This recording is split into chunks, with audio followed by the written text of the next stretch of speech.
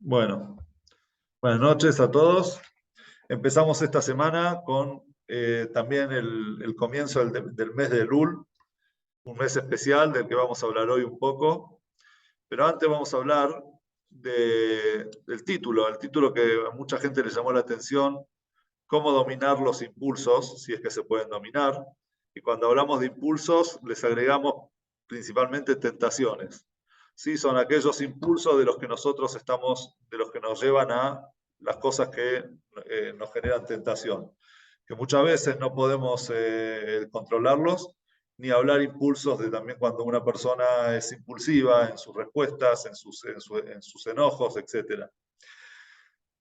Vamos a hablar un poco también del mes de Elul, que la palabra Elul empieza con la letra Aleph, la primera letra del abecedario, y lo paradójico es que el último mes del año empiece con la primera letra del abecedario y que el primer mes del año, que es Tishrei, empiece con la última letra, con la Taf, con la última letra del abecedario hebreo.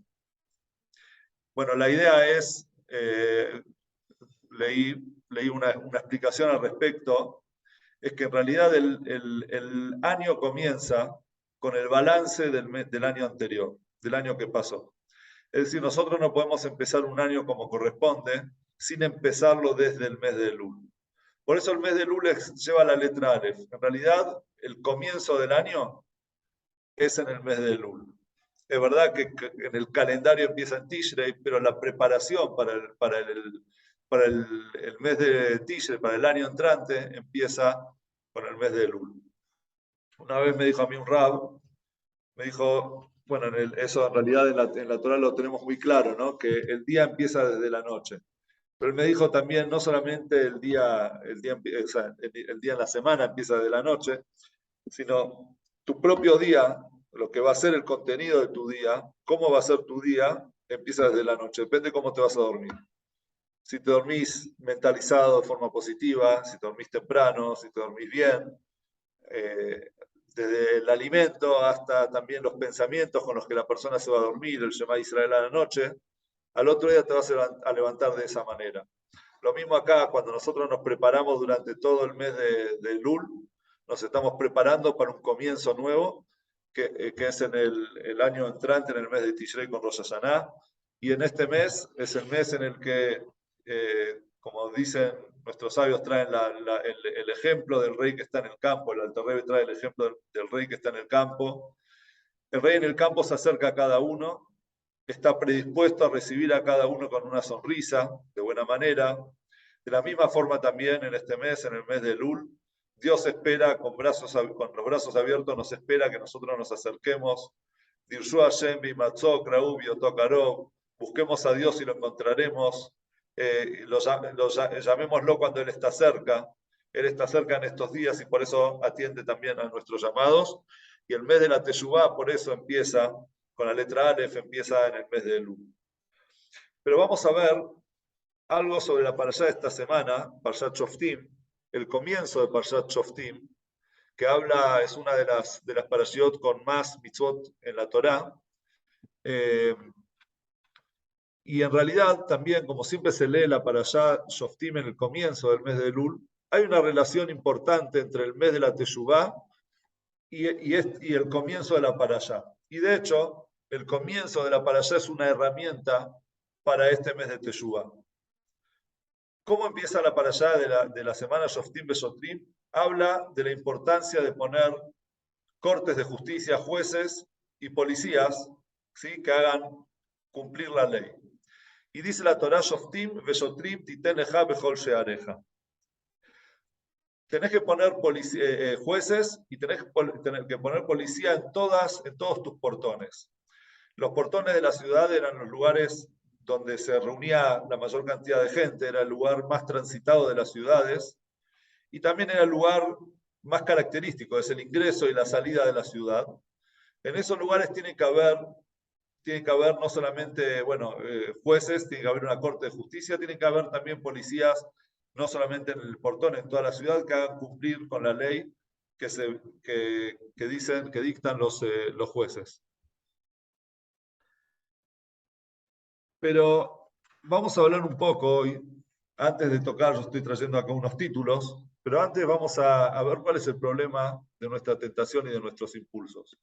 Generalmente nosotros, una vez que entramos a una, digamos, a ese impulso que nosotros sentimos, a esa tentación, difícilmente la podamos controlar. Y de repente decimos, ¿para qué me metí? ¿Para qué dije lo que ya dije? Y al instante seguimos diciendo y reforzando eso que al mismo tiempo me iba repitiendo, a medida que lo iba diciendo, me voy repitiendo de por qué lo dije. O lo mismo pasa también con una tentación. Uno de repente está a dieta y yo, por ejemplo, me tengo que cuidar de la carne. Y de repente veo un pedazo de carne tentador. Entonces empiezo a comer y digo, pero no debo comer carne porque me hace mal, pero sigo comiendo la carne. Y digo, pero tengo no sé, los triglicéridos, ácido úrico, colesterol, tengo todo alto, pero sigo comiendo la carne porque ya estoy metido, ya no sé cómo parar, cómo frenar, por más que soy consciente de que me está haciendo daño, pero no lo puedo frenar. Entonces la pregunta es cómo hacer, cómo puedo dominar yo esos impulsos. Y para eso, la Torá, 3.500 años atrás, nos trajo los versículos que dijimos que acabamos de decir, Shoftim Besotrim, Titen Leja Bejol Sheareja. ¿Qué tiene que ver esto con la justicia y con hay un mosquito acá que me está poniendo loco, por eso hago así a cada rato? ¿Qué tiene que ver los jueces y los policías con todo esto? Pero primero vamos a ver el hecho de que una pregunta que hacen todos los comentaristas de la Torá sobre este versículo, y se preguntan lo siguiente: ¿quién es el encargado? ¿Quiénes son los encargados de poner cortes de justicia y policías? Los encargados son el pueblo o el rey, que el rey representa al pueblo, ¿sí? Y es la obligación, es una obligación social, no es una obligación particular. Porque si yo pusiese los jueces, yo pusiese los policías, entonces sería un estilo de anarquía. Yo soy el que decide quién va a ser el juez, quién va a ser el policía. Y la Torá cuando nos dice, el versículo nos dice, Shoftim, en español quizás no va, pero en hebreo, los que saben hebreo van a entenderlo, Shoftim, Veshotrim, Titen, Leja, Leja, Bejol Sheareja. ¿Qué significa Leja? Para vos, no para ustedes. Es decir, no en plural, sino en singular. Bejol Sheareja, y no dice Bejol Shearejem, en tus portones, y no en sus portones, en vuestros portones.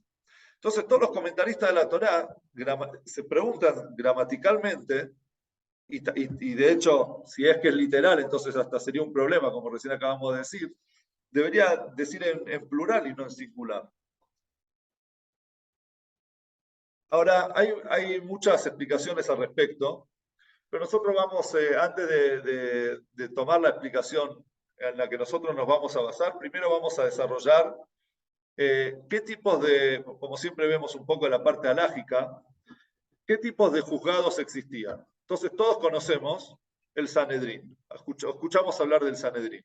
El Sanedrín era la Corte Suprema de Justicia que estaba situada principalmente en Jerusalén, tenía 71 jueces, 71 sabios, eso lo aprendemos nosotros de Moshe y los ancianos, eran 70 ancianos más Moshe que los lideraba, eran 71, y por lo tanto la Corte Suprema de Justicia de nuestro pueblo era el Sanedrín, y ellos tomaban las decisiones importantes digamos, a nivel nacional. ¿Cuáles eran por ejemplo, esas decisiones? Eran, por ejemplo, si había que nombrar a un rey, había que ungir a un rey, lo tenía que ungir el Sanedrín. Si había que salir, por ejemplo, a una batalla, a una guerra, pero no una guerra que era obligación, no una de las guerras que Dios pidió que hagamos, ¿sí? En la conquista de la tierra de Canaán, por ejemplo, sino, por ejemplo, en la época del rey David, él quería conquistar hasta Siria y llegar más arriba. Entonces, eso se llama Milhemet Reshut, es decir, una batalla que o sea, depende o sea, es por decisión del rey o de la, o, digamos, o de la sociedad, o sea, del pueblo. ¿Quién era el que tomaba la decisión si salir o no a esa guerra? No la tomaba el rey, la tomaba el Sanedrín. El rey tenía que elevar el pedido al Sanedrín, a la Corte de Justicia, y ellos decían si justificaba o no justificaba salir a esa guerra. Si, por ejemplo, era una guerra que ensanchaba las fronteras y los límites, y eso traía seguridad al pueblo, porque no tenían los pueblos enemigos tan cerca, entonces capaz que el Sanedrín decía que sí, capaz que decía que no. En fin, esas decisiones las tomaba el Sanedrín, como también era, ellos decían también la geografía, digamos, la parte geográfica de Jerusalén. Nosotros sabemos que Jerusalén tiene una santidad superior al resto de Israel, al resto del mundo. Entonces ellos eran también los que delimitaban las fronteras, es decir, el espacio de Jerusalén. Si querían, por ejemplo, anexarle a alguna ciudad, por ejemplo, Jerusalén va creciendo, de repente había que anexar algún barrio a lo que era Jerusalén, entonces los únicos que podían hacer eso era el Sanedrín. Por otro lado, tenemos otros tipos de mini cortes, mini Sanedrín, Sanedrei Ktaná, que eran de 23 jueces. Esos Sanedrín tenían que estar en todas las ciudades que habían más de 120 habitantes. O sea, una ciudad que tenía 120 habitantes para arriba necesitaba sí o sí tener una corte de justicia de 23, un Sanedrín Ktaná, de 23 jueces, que ellos tenían la capacidad de juzgar temas que estaban relacionados con, digamos, un tema penal y por ejemplo, en temas de daños de vida o muerte, o temas de dinero, ¿sí? No me acuerdo, derecho penal y derecho, no sé, qué otros derechos hay. Si alguien puede abrir el micrófono y me ayuda, mejor. Penal, comercial, etc. En fin, ellos hacían ese tipo de juicios. Y por último tenemos aquellas ciudades que tenían menos de 120 habitantes, que en temas de vida o muerte, ese tipo de litigios ellos no podían juzgar, eran pequeños juzgados de 3 personas, de 3 jueces, que estaban específicamente para temas comerciales, es decir, personas que tuvieron algún problema en lo comercial, entonces en vez de ir a las grandes ciudades, ellos podían ser juzgados ahí en ese lugar. Y de esta manera, ellos llevaban a cabo el famoso versículo de Tzedek, Tzedek Tirdof, justicia, justicia o justicia con justicia perseguirás, que es en realidad es la base de toda sociedad, que haya corte de justicia y obviamente que existan policías que lleven a cabo, que ejecuten, digamos, que se preocupen porque las cosas se cumplan y que haya orden en cualquier ciudad. Bueno, estas son las leyes que trae Maimónides sobre el tema de los Shoftim Beshoftim, estos primeros versículos de la parashá de esta semana. El Sefer HaJinuch se pregunta sobre quién es el que tiene la obligación. ¿Sí? O sea, cada mitzvah tiene un responsable, alguien que tiene que llevarla a cabo. ¿Quién es el que tiene que llevar a cabo la mitzvah de poner jueces? Dice el Sefer HaJinuch a la Tzibur Kulam.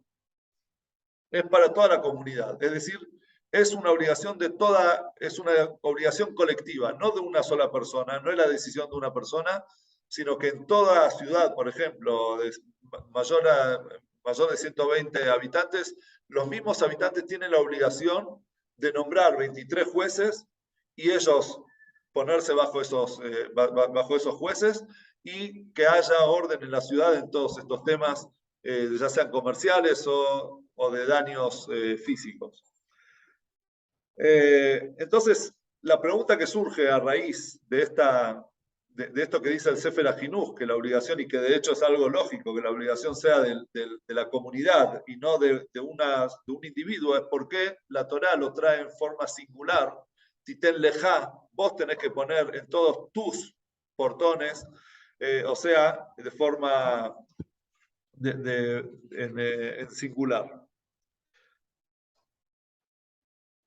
Y de hecho, ¿en qué portones estamos hablando? Porque es otra pregunta que nos hacemos, que se hacen los comentaristas, es, cuando dice tener que poner en tus portones, ¿en qué portones están hablando? ¿Por qué no me dice Pesharei Irhan, los portones de tu ciudad? Tenés que poner en los portones de tu ciudad. ¿Qué es en tus portones? Así, sin más. Debería la Torá especificar, si bien nosotros podemos entender que los portones hoy son los portones de la ciudad, pero en general, si una persona que no tiene mucho conocimiento de dónde estaban ubicados las cortes de justicia, se va a preguntar en qué portones tenemos que poner, de qué portones me está hablando. ¿Sí? Entonces, son todas preguntas sobre este versículo. Ahora, hay un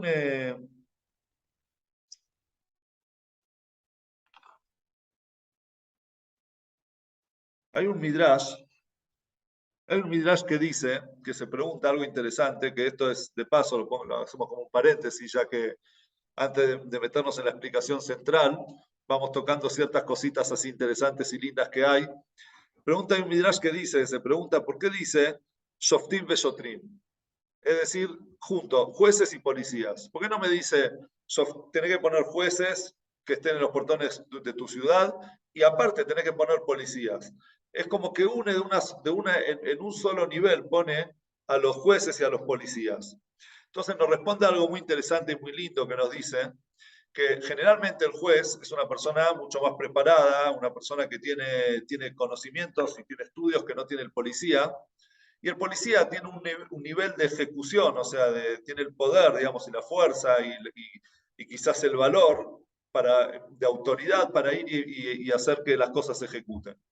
Entonces viene, fíjense qué interesante nos dice el Midrash, que por qué la Torá puso Shoftim y Shotrim juntos, es para que el mismo Shofet, para que el mismo juez también sienta que él no es solamente la cabeza que juzga, sino que él también tiene que tener dentro suyo, para él, lejá, para vos, es decir, como que la Torá está hablando al juez y al policía, el juez tiene que tener para sí mismo también algo de policía. Y el policía tiene que tener para sí mismo también algo de juez. No vaya a ser que el juez de repente a la gente, al pueblo, juzgue de cierta forma, pero él mismo no lo ejecute en su vida. Y no vaya a ser que el policía ejecute la ley en el pueblo, pero para él mismo no se autojuzgue, porque, o sea, se da concesiones.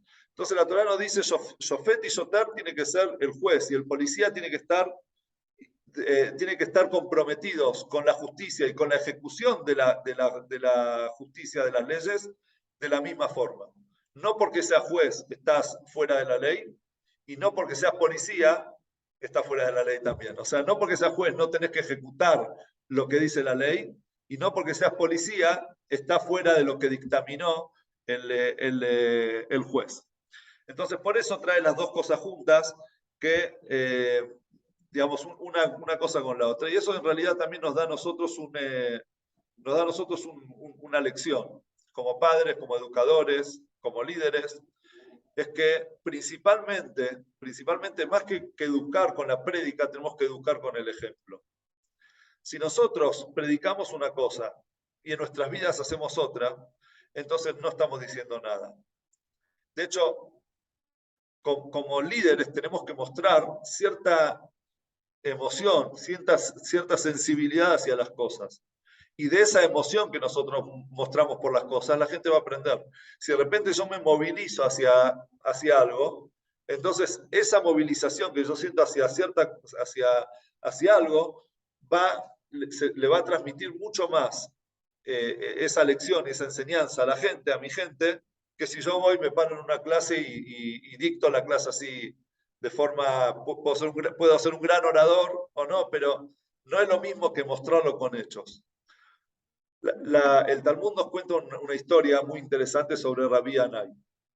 Rabbi Anai, un gran sabio del Talmud, recibió cierta vez un litigio entre dos personas. Había una persona que tenía un árbol en el jardín de su casa, que las ramas salían para la calle. Entonces la gente que transitaba por la calle vino con una queja, digamos, con un argumento hacia Rabbi Anai, diciéndoles que ellos pasan con el camello en la calle y en las ramas de repente le hacen daño al camello, le hacen daño a sí mismos, que por favor las corte, que corte las ramas que dan a la calle. Entonces Rabbi Anai les dijo, esperen por favor, lo tengo que analizar hasta mañana, vuelvan mañana y yo les digo lo que tienen que hacer. Fue Rabbi Anai a su casa y él sabía que él mismo en su jardín tenía también un árbol que daba a la calle. Lo hizo cortar, o sea, hizo cortar las plantas que daban, las hojas que daban hacia la calle, Y al otro día, cuando ellos volvieron, le dijo al dueño de la casa, vos tenés que cortar esas ramas. Entonces, ¿cuál fue la reacción de ese hombre? Rabino, usted me está diciendo que lo corte si usted en su casa también lo tiene. Entonces Rabbi Anay le dijo, anda a la calle, digamos, al jardín de mi casa. Si las ramas están hacia la calle, entonces vos tenés permiso de dejarlo. Y si las ramas están cortadas, entonces vos también las tenés que cortar. Pregunta al Talmud, entonces, ¿por qué Rabbi Anay no lo cortó desde un principio? Si él pensaba, si él entendía que estaba mal, entonces, ¿por qué no lo hizo? Entonces, explica el Talmud que en realidad Rabbi Anay pensaba que estaba beneficiando a la gente que podía sentarse a la sombra del árbol que salía desde su casa. O sea, la gente pasa por la calle un día de calor con mucho sol, él decía, voy a dejar el árbol por si alguien se quiere sentar en la sombrita y estar tranquilo y refrescarse un poco. Pero cuando él vio que la gente de la calle, la gente del pueblo, empezó a pedir que este hombre corte las ramas porque le causaban daño cuando ellos pasaban por ahí, él entendió que la gente no se le quejaba a él porque él era Rabbi Anay. Decía, a mí, por respeto a mí, ellos no se quejan, pero cuando él vio que al otro se le quejaron, entonces él entendió que las ramas de su árbol también molestaban, y antes de dictaminar algo que él mismo no hacía, él decidió ir y hacer y cortar el árbol para que demostrar, digamos, con el ejemplo. Eso nos cuenta a nosotros el Talmud. Me quedé con el auricular del celular, no sé si estaba gritando porque no me escuchaba bien, así que voy a bajar ahora el volumen, me lo acabo de sacar, me di cuenta recién que lo tenía en el oído. Bien, nos cuenta, hay un ejemplo también interesante sobre la historia de Yosef y sus hermanos. Cuenta que cuando Yosef va, el papá lo manda a Yosef a ver cómo estaban sus hermanos. Yosef sabía que los hermanos mucho no lo querían, que le tenían celos, que lo odiaban. Él lo podía sentir, porque la gente lo siente. Y de hecho, cuenta la Torá que cuando estaba en camino, él se encuentra con una persona y les pregunta, ¿dónde están mis hermanos? Y él le marca un lugar que en realidad no existía. Dicen los comentaristas que el hombre lo que en realidad le quiso decir, le quiso transmitir a Yosef, prevenir en realidad, lo quiso prevenir, que sus hermanos estaban buscando ideas para deshacerse de Yosef. Entonces, quiere decir que cuando Yosef va a encontrarse con sus hermanos, él sabía hacia dónde iba. Él entendía que en realidad estaba yendo no sé, a la muerte, a la desaparición, a que le causen algún tipo de daño. Entonces, ¿por qué fue? Porque es como que se suicidó. Si sabe que va a ir a un lugar donde es peligroso, donde le van a hacer daño, entonces es como un suicidio. Entonces pregunta,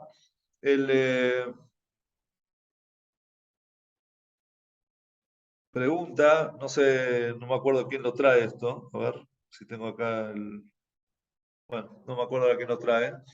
Pero bueno, el Rebe responde sobre esta pregunta que se hace. Se corta un poco el sonido, me dicen, bueno, espero que mejore. Él responde al Rebe sobre esto y dice lo siguiente. El problema en la casa de Jacob no era únicamente la pelea entre hermanos. El problema en la casa de Jacob era, además de eso, era la falta de respeto que había, no de respeto, sino la falta de autoridad que tenía el padre. ¿Sí? ¿Por qué? Porque nosotros vemos de repente que dos de los hermanos van y piden, en vez de pedirle permiso al padre o preguntarle la opinión del padre, deciden que el hijo de Shem, o sea, que toda la ciudad de Shem tiene que circuncidarse, y de repente van, cuando ellos estaban dolidos, van y hacen una masacre y matan a un montón de gente. El padre se enoja con ellos y le dice, ¿por qué lo hicieron? O sea, vemos acá la falta de autoridad del padre, o sea, los hijos no respetaban al padre. Vemos también, por ejemplo, cuando Reubén mueve la cama de Bilá y se lo lleva, y Jacob tenía 4 esposas, una noche que tenía que pasar con una de las esposas, fue Rubén, uno de los hijos, le sacó la cama de Jacob y la puso en la tienda de su madre. De vuelta vemos acá una falta de respeto y una falta de autoridad hacia el padre. Entonces, y lo mismo también con el odio hacia Yosef. ¿Por qué ellos odiaban a Yosef? Porque el padre amaba a Yosef. Y entonces, como el padre amaba a Yosef, ellos lo odiaban. Es decir, de vuelta, son celos, pero en realidad era una falta de respeto y de autoridad, digamos, de darle la autoridad al padre. Por eso Yosef, sabiendo que él iba hacia algo peligroso, él decide darles una lección a sus hermanos. Y cuando el padre lo manda a Yosef, él les dice, yo entiendo que yo sé que ustedes me odian, yo sé que yo estoy en peligro cuando estamos lejos de la casa del papá, pero si mi papá me mandó, entonces yo estoy dispuesto a ir. Demostrándoles con el ejemplo, de vuelta, le muestra con el ejemplo que no es que él tiene esa relación con el padre es una relación que en realidad está basada en el respeto y en darle la autoridad al papá. Entonces, por eso Yosef va y hace lo que el padre le pide, a pesar de que él estaba en peligro con sus hermanos.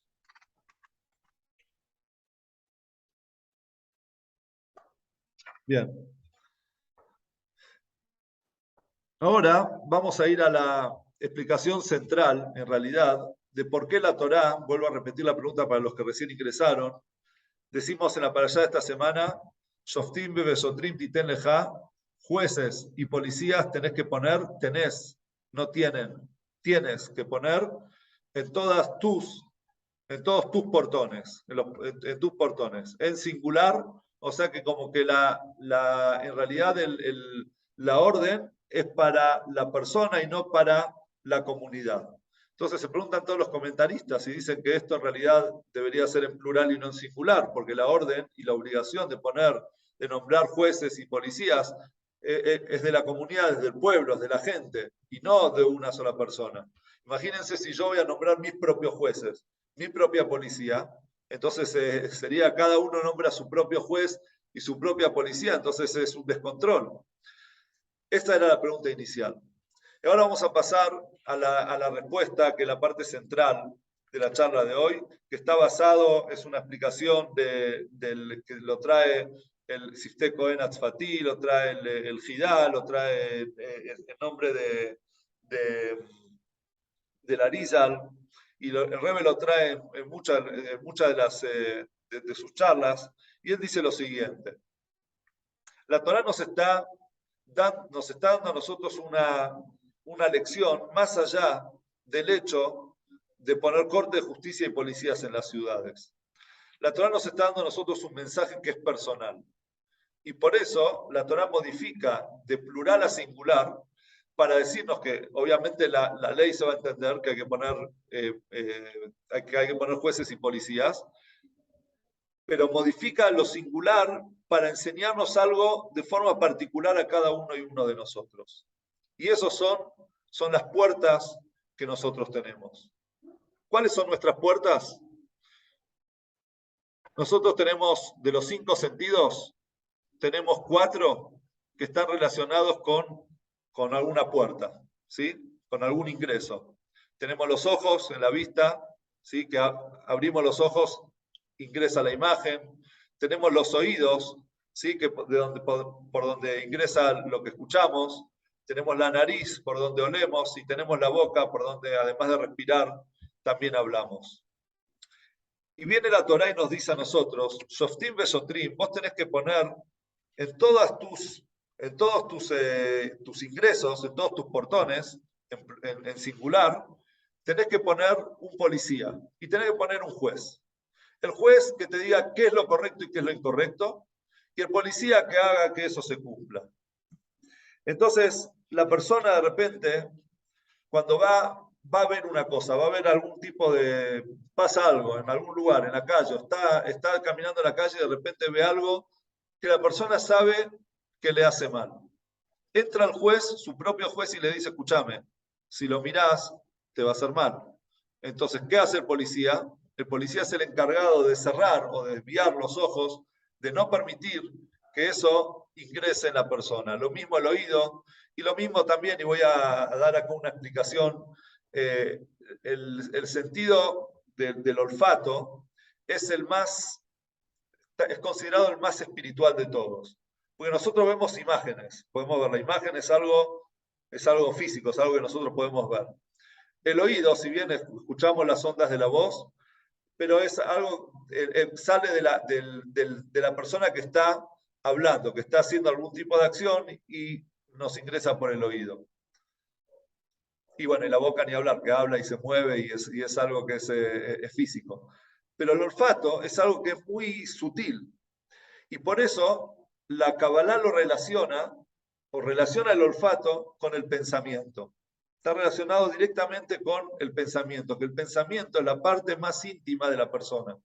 Es el único lugar donde yo puedo estar conmigo mismo sin que nadie de afuera pueda saberlo y pueda ingresar en ese espacio que es totalmente mío y privado. Entonces viene la Torá y nos dice, significa, cuídate de lo que escuchás, cuídate de lo que mirás, cuidado con lo que hablás y cuidado también, principalmente, con lo que pensás. ¿Y qué tiene que ver todo esto? Es que muchas veces la persona se pregunta, ¿cómo puedo hacer para dominar mis impulsos?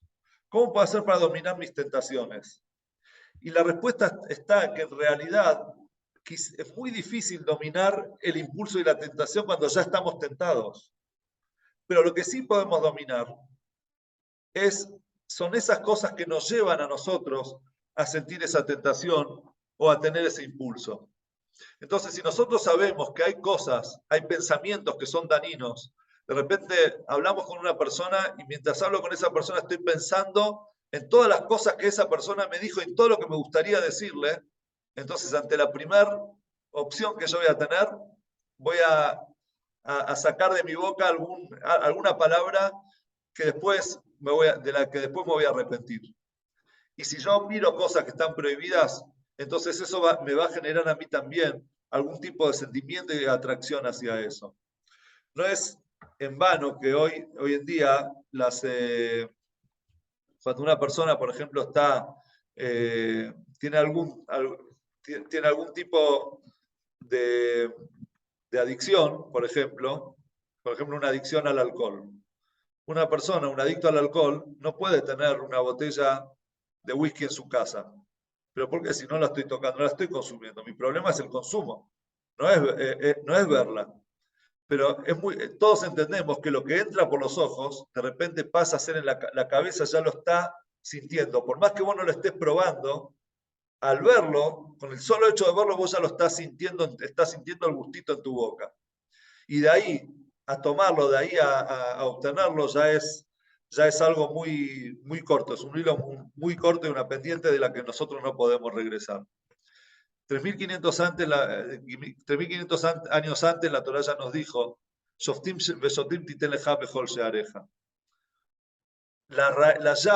la llave para poder contenernos de todas las cosas es prevenirlo. Si nosotros nos enfocamos en la prevención, entonces después no vamos a sufrir la falta de control, de autocontrol sobre nosotros mismos.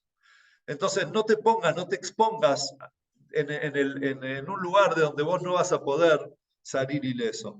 Cuentan, por ejemplo, es interesante en la historia de Shimshon. Ustedes saben que Shimshon, ¿saben quién es Sansón? Sí, todo el mundo sabe quién es Sansón, un hombre poderoso, fuerte.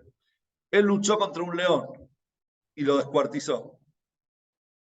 Y cuenta el Naví cuenta que Shimshon estaba yendo con sus padres, ¿sí? a un lugar y llegaron al viñedo, ¿sí? Un lugar donde habían viñedos. Entonces dice que de repente Shimshon le apareció un león, él luchó contra el león y lo descuartizó. Y no le contó nada a sus padres. Entonces, preguntan los comentaristas, ¿cómo no le contó? Si estaba yendo a esa ciudad con sus padres, llegaron al viñedo, les apareció un león, que los padres no vieron nada, no escucharon, ¿no? ¿Qué pasó? O sea, si estaban juntos, ellos estaban siendo juntos. Dicen nuestros sabios, y aprenden eso también de un versículo de la Torá, es que ustedes saben que Shimshon era un nazareo. ¿Qué es un nazareo? Es una persona que promete en su vida abstenerse de ciertas cosas, entre ellas de tomar vino. Shimshon no podía tomar vino, se tenía que dejar el pelo largo, y ahí también radicaba en realidad su poder.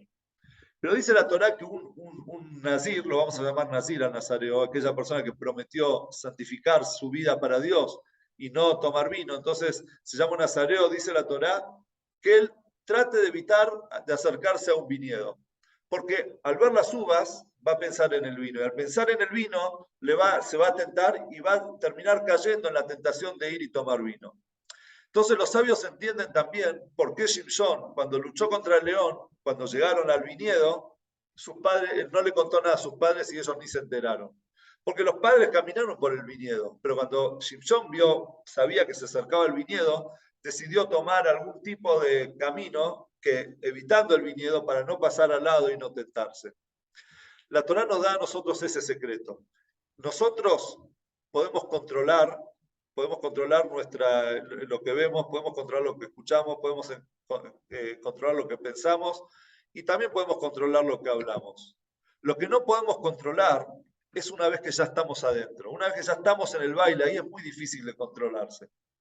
Entonces el secreto está en evitar lo que después va a ser algo inevitable. No jugar con cosas que pueden llegar a ser peligrosas.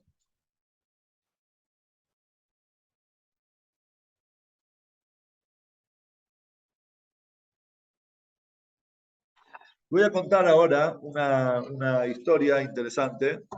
Creo que acá hay alguien, Alan está en marketing, seguramente él debe conocer. Hay hubo un publicista muy famoso en Estados Unidos, un escritor de libros, y hoy su teoría se estudia por todos lados. Se llamaba Claude Hopkins. No sé si alguna vez lo escucharon nombrar. Claude Hopkins estuvo en el comienzo del siglo pasado, ¿sí? En época de la Primera Guerra Mundial. Él es, por ejemplo, él fue uno de los que impulsó el jabón Palmolive, las llantas Goodyear, creo que Quaker, digamos, varias marcas así importantes. Y también él fue el impulsor del cepillado de dientes. Vino una persona, un amigo de él, le dijo, mira, tengo un producto, tenemos un problema en los Estados Unidos, que el ejército en la Primera Guerra Mundial empezó a reclutar soldados y se dieron cuenta que la salud vocal de la gente era pésima. Y ellos decían, es un problema de seguridad de Estado, el estado de la boca, de los dientes de nuestros soldados. Y este hombre tenía una solución que él quería implementar, con la que se iba obviamente a llenar los bolsillos, pero no sabía, y iba a ayudar también para ese problema, pero no sabía cómo impulsarlo. Entonces fue a lo de Claude Hopkins, que era el publicista, para ver cómo iba a hacer para implementarlo. ¿Qué era eso? Una pasta de dientes, que se llamaba Pepsodent. Pepsodent era una pasta de dientes que iba a ayudar en la limpieza bucal. Ahora, si la gente no está acostumbrada ni le interesaba cepillarse los dientes, entonces, ¿cómo iban a hacer para venderlo y para que eso sea algo popular y común? Entonces, él se puso a investigar y a estudiar sobre la salud bucal y se dio cuenta de que cuando la persona no se cepilla los dientes un par de días, de repente se le forma como una película en el diente.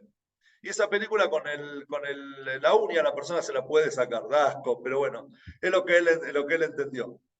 Entonces él encontró cuál iba a ser la fórmula para poder llegar digamos, a convencer a la gente a que se cepille los dientes. Entonces llenó la calle con carteles, con imágenes, diciendo, pasá tu lengua, así, sobre los dientes, y vas a sentir una película. Y obviamente con el logo de Pepsodent, ¿sí? Dice, vas a sentir una película que esa es la suciedad, los microbios que tiene el diente, que trae caries, etc.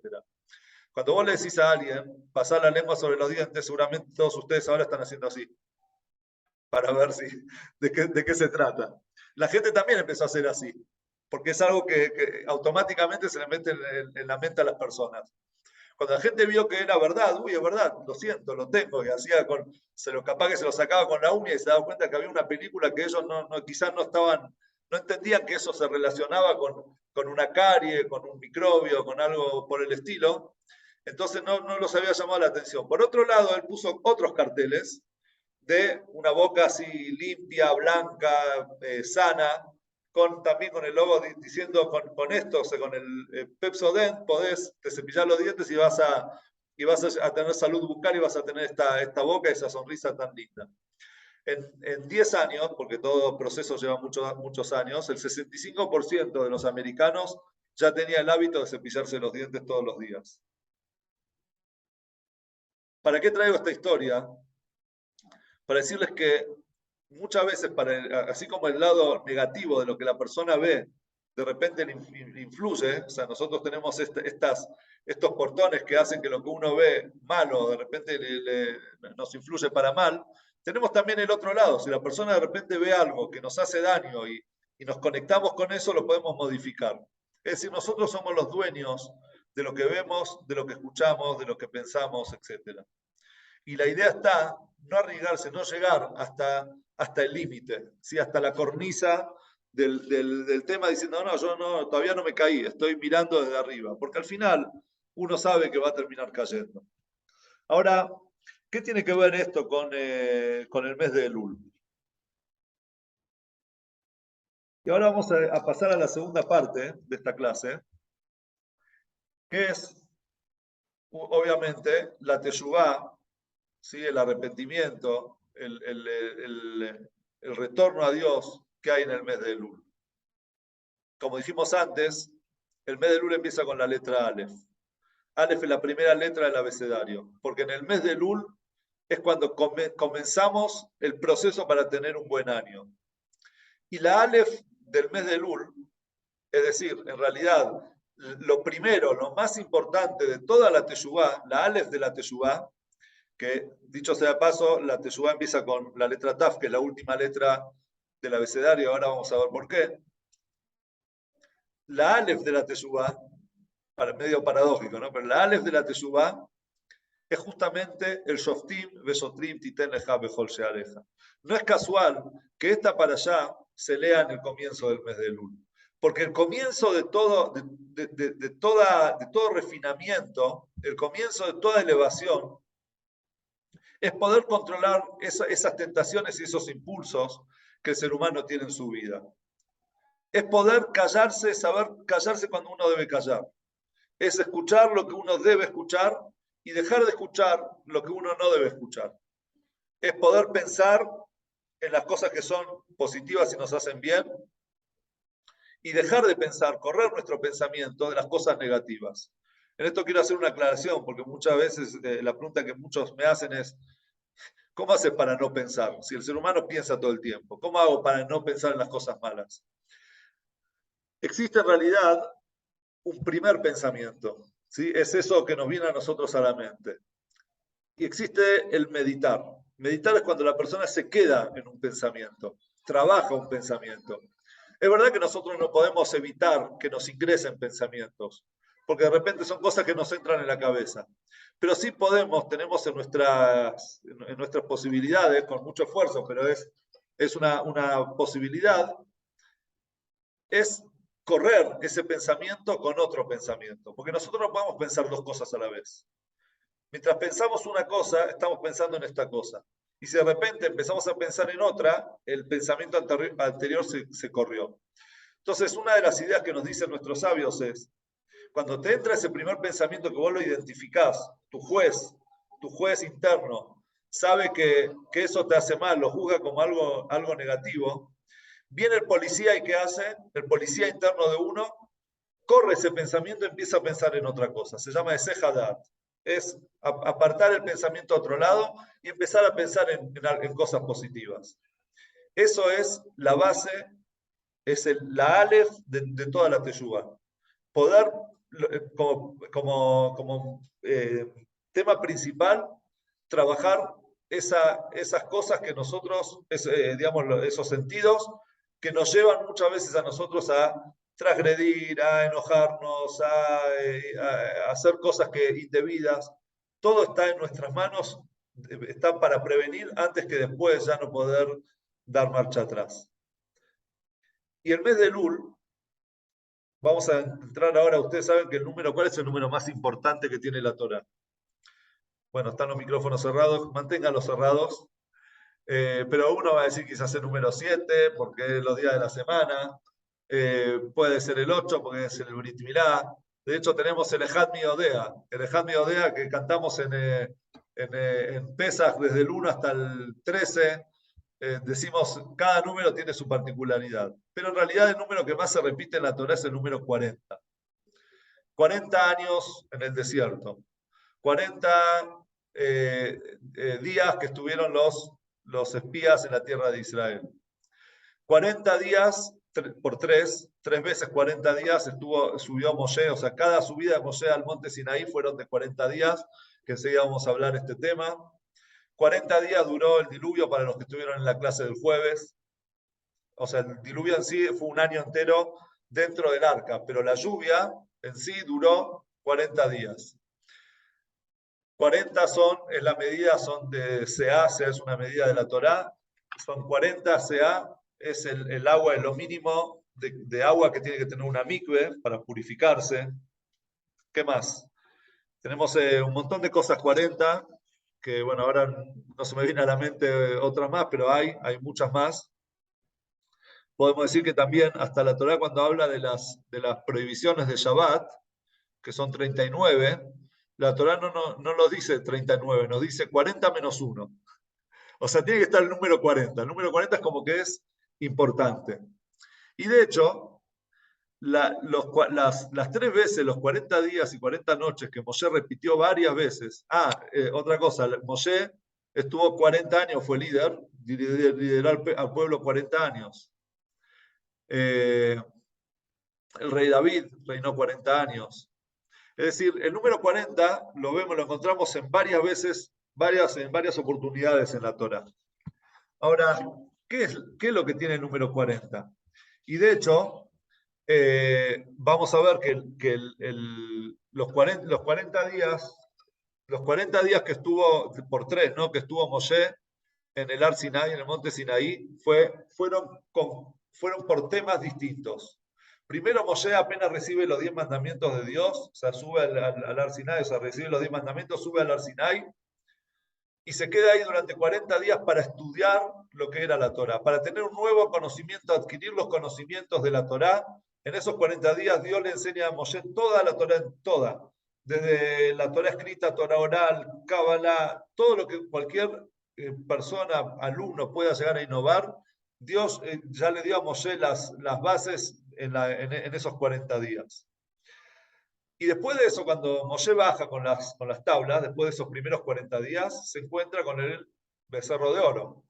Moshe rompe las tablas, reprocha al pueblo, y Dios le dice a Moshe, los voy a exterminar a todo este pueblo no va más, voy a hacer de vos un nuevo pueblo. Entonces, ¿qué hace Moshe? Sube de vuelta al Ar Sinai para rezarle, pedirle a Dios, le suplica a Dios que por favor no lo haga. Y hasta le da un ultimátum, le dice, si lo haces, borrame de tu Torá, yo no quiero tener mi nombre en tu Torá. Después de esos 40 días de que Moshe logró, por medio de sus rezos, o sea, me estoy olvidando de un tema, los primeros 40 días eran Torá, ¿sí? Días de Torá. Segundos 40 días eran días de Tefilá. Moshe baja de Teshuvá, ¿sí? Moshe baja de vuelta al pueblo, ¿sí? Y vuelve a subir por últimos 40 días. Los últimos 40 días, ¿cuándo subió? Perdón, era Tefilá estoy diciendo, no Teshuvá, era Tefilá. Los segundos 40 días, la tercera vez que sube al Ar Sinai, los últimos 40 días, Moshe subió al Ar Sinai en el comienzo del primer día del mes de Elul. ¿Y cuándo bajó? Bajó en el día de Yom Kippur con el perdón de Dios. Esos 40 días Moshe generó la Teshuvá. ¿Qué es la Teshuvá? El perdón de Dios, es el retorno a Dios, es recomponer la crisis y la grieta, eso que nosotros habíamos quebrado con Dios, ese vínculo que se había quebrado, Moshe lo fue a recomponer. Esa es la teshuvá, una tercera palabra que empieza con la letra Taf. Fíjense ustedes que la letra Taf suma 400, 10 veces el número 40. 10 es el número de los poderes del alma. Es decir, el ser humano tiene 10 poderes del alma. El mundo fue creado con 10 aserciones. Dios también tiene las 10 sefirot. El número 10 es algo que habla de la completud, es algo completo. Entonces, 40 por 10, o sea, 40, lo completo de 40 es 400, son la primera letra de las palabras Torah, Tefilá y Teshuvá. Y esas cosas, esos 40 días que Moshe estuvo en el Har Sinai, representan todos los números 40 que nosotros conocemos. Él nos demostró y nos enseñó una cosa. Cualquier cambio, cualquier innovación que la persona quiera hacer en su vida, te exige 40 días de perseverancia, mínimo. O sea, después de que la persona durante 40 días fue perseverante en lo que él se proponía hacer, entonces al final va a lograr un cambio en su vida y algo nuevo en su vida. Entonces subió Moshe y quiso innovar algo. Él quería ser un hombre de Torah, un hombre que de repente pueda llevar la palabra de Hashem, la Torah de Hashem, al pueblo, lo pueda enseñar, lo pueda llevar a las vidas de las personas. Estuvo 40 días en el Har Sinai. Después quiso generar el perdón de Hashem. Quiso generar calmar a Hashem con la tefilá, con el rezo. Esa tefilá, ¿cuánto llevó a la persona? De hecho, hasta el día de hoy hay gente que dice, leí el Teilim 40 veces por algo, pedí 40 veces. El número 40 es porque es importante, porque Moshe mismo también le pidió a Hashem durante 40 días. Y la Torá también está escrito que la persona, dice el Talmud, el ser humano, el alumno, no llega a la profundidad del conocimiento de su maestro hasta 40 años después de haber escuchado, después de haber aprendido un concepto. Es decir, algo que yo aprendí a los 5 años, recién a los 45 voy a terminar de entender lo que mi maestro, lo que mi moré me quiso enseñar en ese momento. 40 años demora el desarrollo en la mente del ser humano. También dice que la persona que va a enseñar alajá tiene que tener más de 40 años. Es decir, el número 40 es importante. El que va a estudiar Kabbalah tiene que tener más de 40 años. O sea, todo lo que es relacionado con la Torá tiene 40 años por esos 40 días que estuvo Moshe en el Har Sinai. Por último, la Teshuvá. La Teshuvá, los 40 días de Teshuvá. Cuando empieza el mes de Elul y nosotros queremos hacer Teshuvá, queremos conectarnos con Dios, queremos retornar a Dios, ser personas nuevas, que por algo es un ciclo. ¿Por qué los años vuelven a repetirse todo el tiempo? Elul, Tishrei, Heshvan, los meses y vuelve y se repite. Porque en realidad son todas opciones, son todas oportunidades para poder reiniciar algo nuevo. Si la vida hubiese seguido toda así de forma lineal, no hubiesen habido comienzos y fines. Entonces, Dios nos da la oportunidad todos los años de volver de renovarnos, de volver a hacer algo nuevo en nuestras vidas. ¿Cuándo empieza eso? No empieza en Rosh Hashanah y Yom Kippur, cuando la persona viene al templo y siente todas las, no sé, lo especial, la espiritualidad de los rezos. Empieza en el mes de Elul, empieza el primer día del mes de Elul. ¿De qué forma? Empezando a ejercitar el Shoftim Vesotrim, poner jueces y policías de forma singular en tus portones, es decir, en nuestros portones, en los portones de cada uno, en lo que ingresa o lo que sacamos en realidad, lo que entra y sale de nuestra boca, lo que entra y sale, lo que entra en nuestros ojos, lo que entra por nuestros oídos, lo que entra en nuestro pensamiento, todo eso nosotros lo tenemos que dominar, y para poder transformarlo en algo nuestro y natural, tiene que durar 40 días. Y eso lo dice también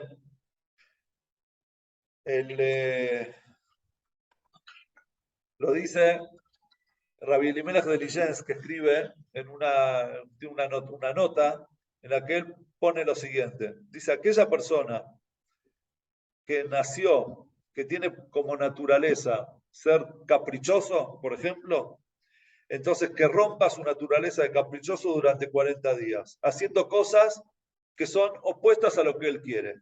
¿sí? Algo yo quiero, tengo un capricho con algo, bueno, lo rompo haciendo, me esfuerzo para hacerlo, aunque no quiera hacerlo. Y durante 40 días.